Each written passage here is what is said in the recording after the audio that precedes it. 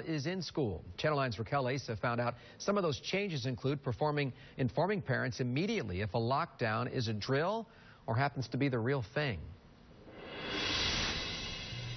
Amy Newkirk has 2 kids in the Seminole County School District, so safety is always top of mind. I want my kids to be safe, and, you know, at school they should be. Earlier this week, we told you how the district hired extra deputies and officers for each of its schools. Now we've learned those officers will also be required to respond and report to lockdowns the same way, regardless of what law enforcement department they come from.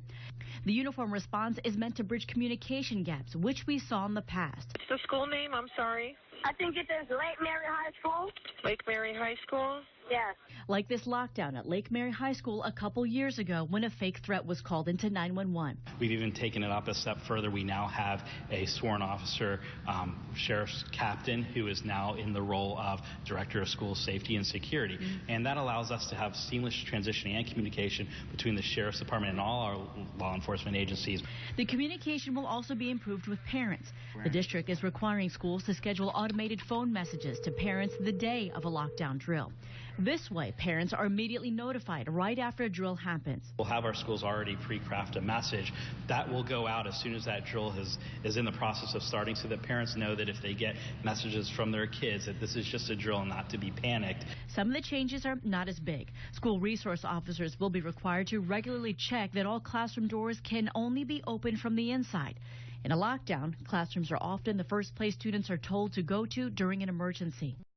We can see who those individuals are, and if they don't belong in a class, then they don't get in. One other change will be coming to the front offices of all the schools. The district will be installing a new check-in system where you could scan your driver's license and a background check will be done on you immediately. Once they get that system in place, of course, we'll give you a look at it. Reporting from Seminole County, Raquel Asa, Channel 9 Eyewitness News.